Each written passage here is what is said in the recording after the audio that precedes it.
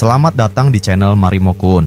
Di sini kita akan menyelami petualangan epik dan tak terlupakan dari dunia One Piece, tempat Monkey D. Luffy dan kru topi jerami berlayar menantang arus untuk mencari One Piece dan mewujudkan impian menjadi Raja Bajak Laut. Setiap pulau yang mereka kunjungi membawa kisah yang penuh dengan pertarungan, misteri, dan rahasia besar tentang dunia yang penuh keajaiban ini. Dalam setiap video, Marimo-kun akan mengupas karakter-karakter ikonik, kekuatan buah iblis yang unik, dan strategi pertempuran dari setiap arc yang penuh ketegangan. Bersiaplah untuk menelusuri teori-teori mengejutkan dan fakta-fakta menarik yang mungkin belum kamu ketahui. Jadi, pastikan kamu sudah siap untuk menjelajahi dunia penuh warna dan petualangan yang luar biasa ini bersama kami.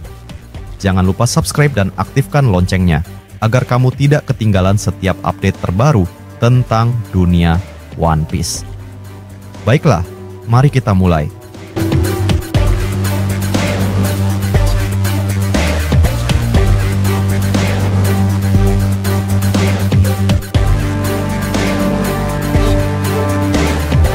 Angin badai mulai berhembus dari arah barat Elbaf. Di langit, awan hitam menggantung berat, seolah langit pun muram melihat apa yang sedang terjadi. Sebuah bab baru dalam saga panjang dunia One Piece dibuka dengan kilas balik yang mengguncang. Kilas balik tentang ancaman terbesar yang kini membayangi negeri para raksasa. Chapter ini, yang telah bocor ke berbagai forum pecinta manga, memperlihatkan detail mengerikan dari keberadaan musuh paling mematikan yang pernah muncul, Ksatria Suci. Dikisahkan sebelum pertempuran dahsyat terjadi, Saul mengingat masa lalu yang membekas dalam pikirannya. Dalam ingatannya, kita diperlihatkan Saul, seorang tokoh misterius, membocorkan informasi penting kepada Robin dan Chopper. Informasi yang bukan hanya penting, tetapi vital untuk memahami siapa sebenarnya yang mereka hadapi. Para Ksatria Suci bukanlah manusia biasa. Mereka adalah makhluk nyaris abadi dengan kemampuan regenerasi luar biasa. Mereka bisa sembuh dari luka mematikan hanya dalam hitungan detik. Tak ada pedang yang bisa menghentikan mereka. Tak ada api yang mampu menghanguskan mereka sepenuhnya. Saul, sebagai mantan wakil Laksamana, pernah menyaksikan sendiri kehebatan dan kebengisan para Ksatria Suci dalam berbagai misi rahasia. Ia tahu betul bahwa hanya segelintir orang yang diberi izin untuk melihat para elit dunia bertarung. Bahkan para Vice Admiral sekalipun, jika melanggar batas, nyawanya bisa dicabut dalam sekejap. Seperti kasus tragis Doberman yang kepalanya diledakkan oleh Saturn hanya karena bertanya hal yang seharusnya tidak ia tanyakan. Dunia dalam tubuh pemerintah dunia bukan hanya birokratis, tetapi juga penuh intrik, kecurigaan, dan teror dalam bayang-bayang. Inilah dunia kelam yang pernah dihidupi oleh Saul. Dunia di mana kekuatan dan kasta adalah segalanya. Karena itulah, ketika ia mendapati para Ksatria Suci mengincar Elbaf, ia tahu ini bukan sekadar serangan biasa. Ini adalah penjajahan gaya baru, penaklukan atas kehendak, bukan hanya wilayah. Setelah menyampaikan ancaman ini kepada Robin dan Chopper, Saul mengambil keputusan berat. Ia meminta mereka untuk bersembunyi, bukan karena ia meragukan kemampuan mereka, tapi karena ia tahu melawan para Ksatria Suci tanpa strategi adalah bunuh diri. Maka mereka pun bersembunyi di balik rambut Saul, menanti waktu yang tepat untuk bergerak. Namun waktu itu datang lebih cepat dari yang mereka kira. Di tempat lain, suara Sommers, salah satu Ksatria Suci, menggema dari denden mushi raksasa. Suaranya tajam seperti bilah pedang, dingin seperti es, dan menghantam seperti palu godam. Dengan suara lantang dan penuh kesombongan, ia mengumumkan kepada seluruh Elbaf bahwa mereka telah menangkap 10 anak dari sekolah Walrus, termasuk Kalen, dan mengajukan sebuah tuntutan yang mengguncang jiwa, bakar sekolah dan perpustakaan, atau anak-anak itu akan binasa. Bukan hanya itu, Sommers menuntut para raksasa untuk bersumpah setia kepada pemerintah dunia, mengembalikan Elbaf menjadi bangsa petarung seperti dulu, bukan bangsa pembelajar seperti sekarang. Ancaman ini bukan hanya soal bangunan yang harus dibakar, tapi tentang identitas yang harus dikorbankan. Elbaf harus memilih, menyerah pada tirani, atau kehilangan generasi masa depan mereka. Robin, yang mendengar siaran ini, tak bisa lagi menahan emosinya. Tangannya mengepal, matanya menyala, dan tekadnya membara. Ia tahu, ini bukan saatnya lagi bersembunyi. Dengan langkah pelan tapi pasti, ia bersiap untuk keluar dari persembunyian dan menantang musuh yang nyaris tak bisa dikalahkan itu. Meski Saul telah melarangnya, ia tak bisa diam melihat anak-anak tak bersalah dijadikan sandera politik. Robin tahu, jika bukan sekarang mereka bertindak, maka mereka akan kehilangan segalanya. Di sisi lain, Brooke, yang sebelumnya dianggap enteng oleh Gunko, kini menjadi pusat perhatian. Gunko baru menyadari bahwa tengkorak yang berdiri di hadapannya adalah Soul King, musisi legendaris yang lagunya pernah menyentuh hatinya. Tapi alih-alih menunjukkan rasa hormat, Gunko justru menginjak Brooke dan menuntutnya menjadi budak musik pribadi. Sebuah penghinaan yang luar biasa. Tapi Brooke tidak tinggal diam. Dengan nada serius yang jarang ia gunakan, ia menolak mentah-mentah. "Aku adalah bagian dari bajak laut topi jerami. Aku tidak akan pernah meninggalkan keluargaku," katanya. Suara Brooke mungkin ringan, tapi kata-katanya menampar harga diri Gunko yang angkuh. Sementara Gunko terpancing emosinya, Jinbei mulai mengamati situasi dengan ketenangan seorang petarung sejati. Ia tahu, setiap kekuatan pasti punya celah. Ia yakin, kemampuan regenerasi para kesatria suci bukan berarti mereka benar-benar tak terkalahkan. Harus ada cara. Harus ada titik lemah. Maka Jinbei mulai menyusun rencana. Ini bukan soal kekuatan semata, tapi soal kepercayaan pada harapan. Tak jauh dari sana, tokoh legendaris lain ikut memasuki panggung, Skopper Gaban.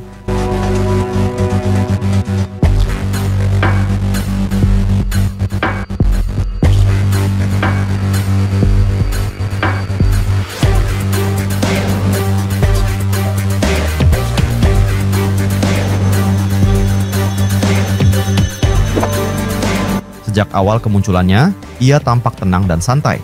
Tapi kali ini, wajahnya menunjukkan keseriusan yang belum pernah terlihat. Ia tahu, waktu untuk bertarung sungguh-sungguh telah tiba. Ia membawa serta rahasia lama, cara mengalahkan kemampuan regenerasi para kesatria suci. Pengetahuan yang diperolehnya dari insiden God Valley 38 tahun lalu bersama kru Raja Bajak Laut, Roger. Gaban tak sendiri. Loki, sang pangeran Elbaf, kini telah berpihak pada Luffy dan rekan-rekannya. Ia tahu jalan yang mereka tempuh bukan jalan yang mudah, tapi ia tak ingin melihat negerinya jatuh ke tangan para tiran dunia. Bahkan Dragon dan Shanks pun diyakini tahu rahasia ini. Dunia mulai bergerak, kekuatan besar mulai bergabung, perang besar mulai terasa semakin dekat. Dan meskipun sebagian besar chapter ini adalah kilas balik, setiap fragmennya adalah bahan bakar untuk konflik besar yang akan membara di Pulau Elbaf. Semua pihak kini bersiap. Bajak laut topi jerami, para raksasa Elbaf, para veteran legendaris dari era Raja Bajak Laut, hingga kekuatan pemberontakan yang lebih besar di balik layar, mereka semua akan segera berhadapan dengan kesatria suci. Tak ada lagi waktu untuk mundur, tak ada lagi tempat untuk bersembunyi. Pertempuran demi masa depan dimulai sekarang.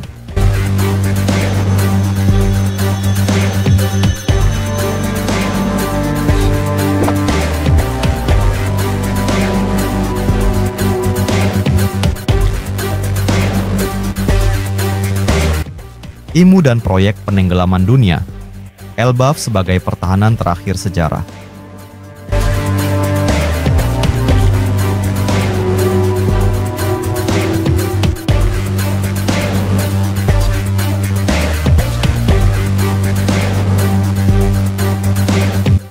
Di balik hiruk-pikuk Grand Line, tersembunyi sejarah dunia yang jauh lebih gelap dan mendalam daripada yang bisa dibayangkan oleh mereka yang hanya melihat lautan sebagai petualangan.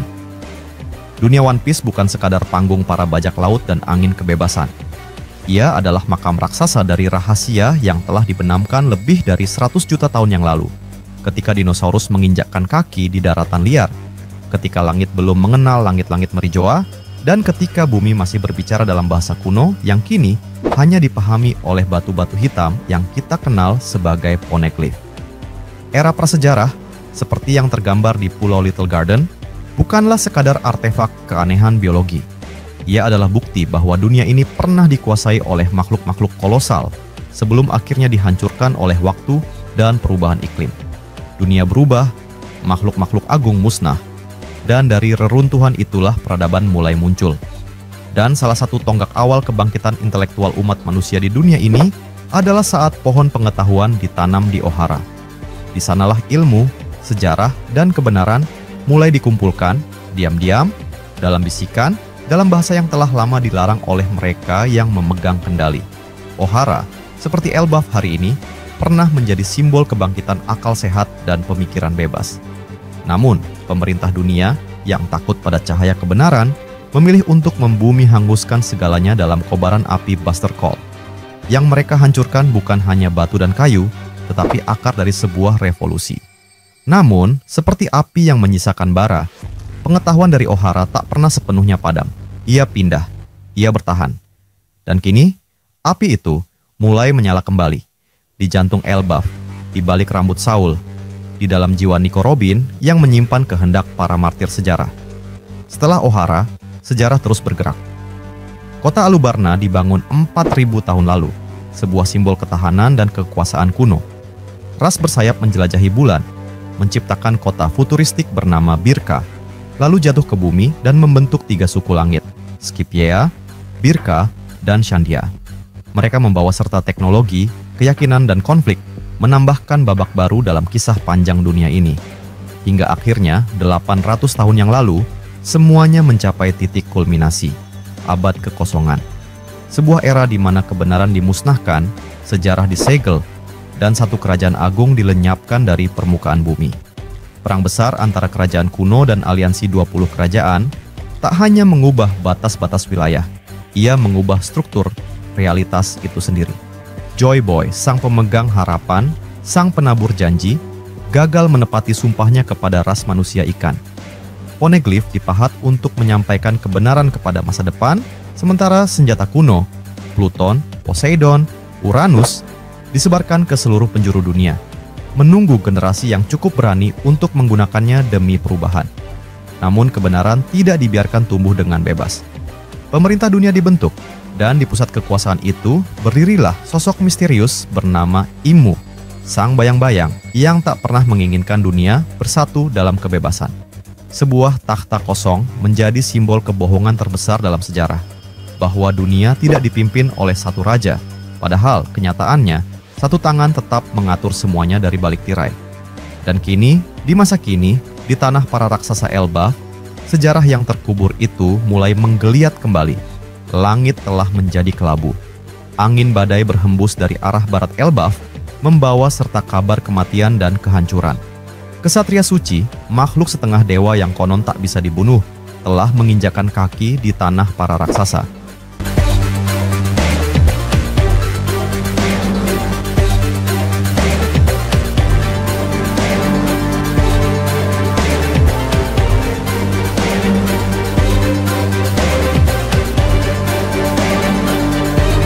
Dengan regenerasi yang nyaris instan, kekuatan destruktif yang melampaui logika, dan loyalitas mutlak pada tirani Immu, mereka bukan sekadar ancaman.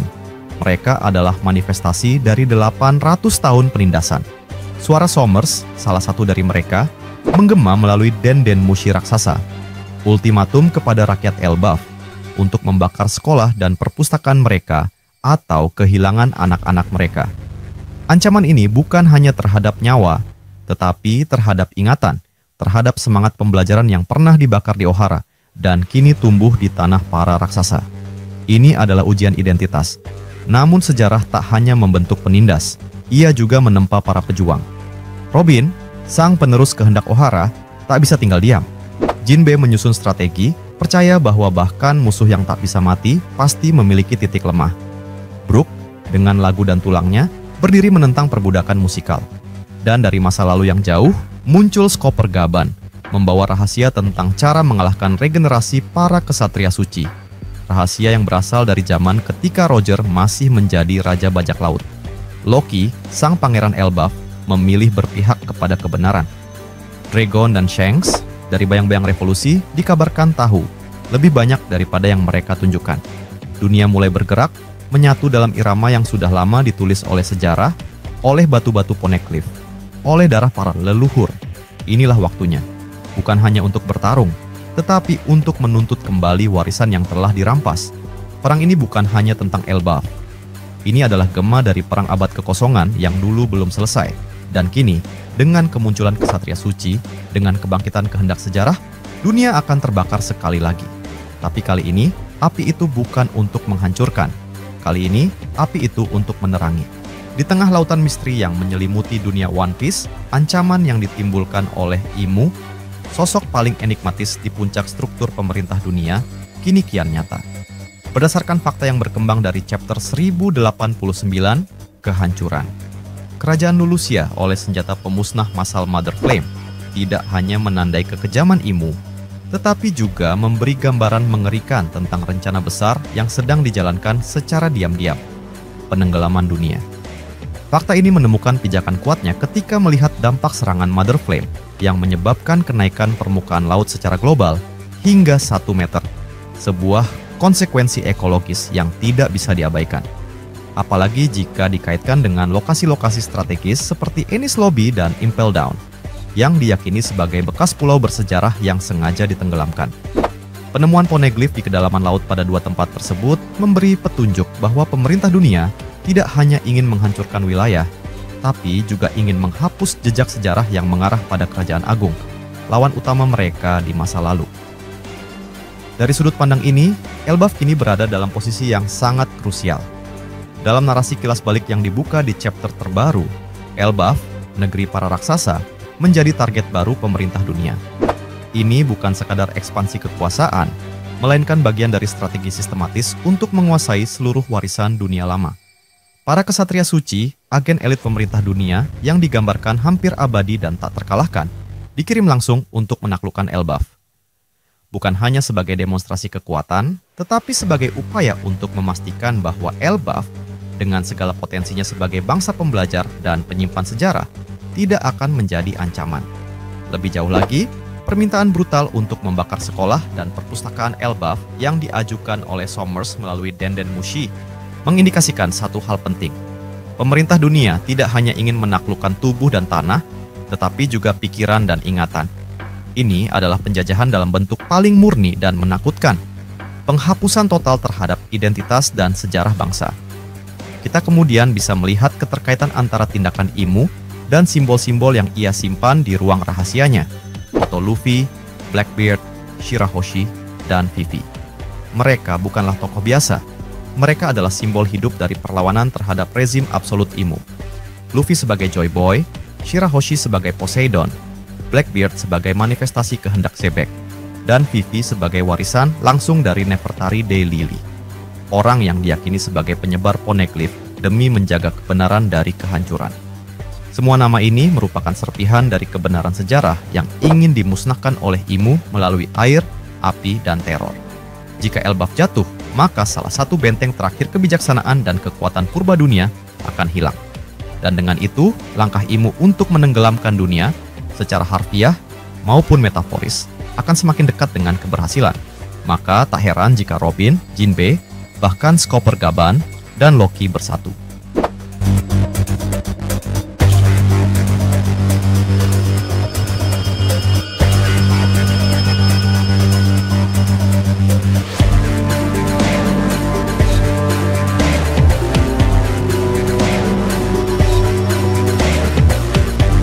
Mereka tidak hanya melawan kekuatan fisik para kesatria suci, tetapi melawan upaya pemusnahan eksistensial terhadap sejarah dan masa depan. Pertempuran ini bukan lagi soal siapa yang lebih kuat. Ini adalah pertempuran ideologi, memori, dan hak untuk menentukan arah masa depan. Dunia One Piece tengah berada di ambang kehancuran total, dan semuanya dimulai dari Elbaf. Langit menurunkan wajah muramnya. Laut mulai gelisah, dan tanah Elbaf, negeri para raksasa, kini bergetar bukan karena kekuatan fisik, tetapi oleh gelombang takdir yang mendekat.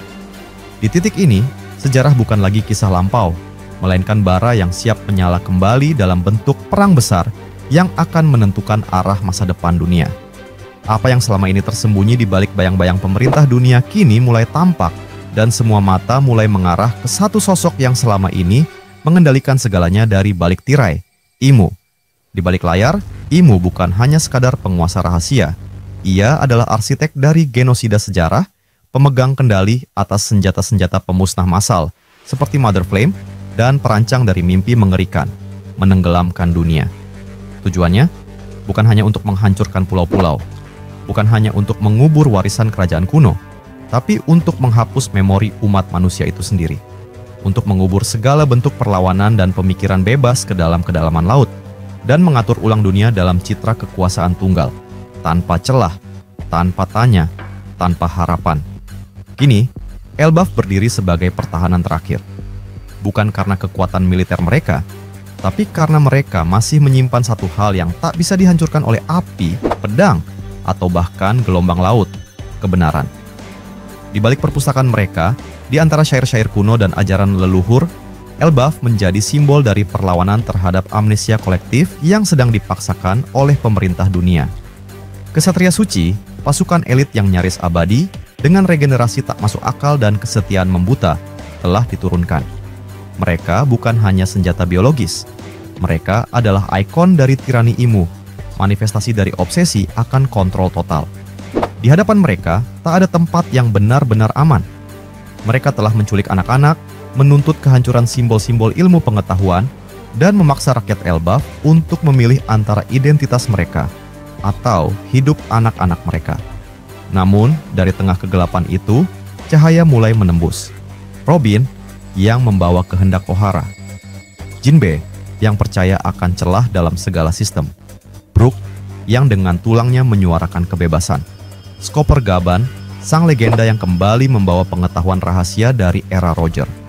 Dan Loki, sang pangeran yang akhirnya berpihak pada bangsanya, bukan pada para penindas. Ini bukan lagi sekadar pertarungan antara bajak laut dan pemerintah. Ini adalah perang eksistensial antara mereka yang ingin dunia melupakan dan mereka yang bersumpah untuk mengingat. Di balik api yang menyala dan angin badai yang mengamuk, dunia One Piece berada di ambang transformasi besar. Jika Elbaf runtuh, maka tak hanya pulau yang hancur, harapan akan masa depan yang bebas, adil, dan penuh pengetahuan juga akan lenyap. Tetapi jika Elbaf bertahan, maka bara api revolusi yang disulut sejak zaman Joy Boy akan kembali berkobar, dan tak ada lautan, seberapapun dalamnya, yang mampu memadamkannya. Maka, bersiaplah. Ini bukan akhir cerita. Ini adalah awal dari babak paling mengguncang dalam sejarah One Piece. Di bawah langit kelabu dan tanah raksasa yang mulai retak, takdir dunia mulai ditulis ulang. Dengan darah, dengan pengorbanan, dan dengan kebenaran yang selama ini dikubur. Dan seperti kata pepatah tua dari Ohara, selama masih ada yang mengingat, sejarah tidak pernah benar-benar mati.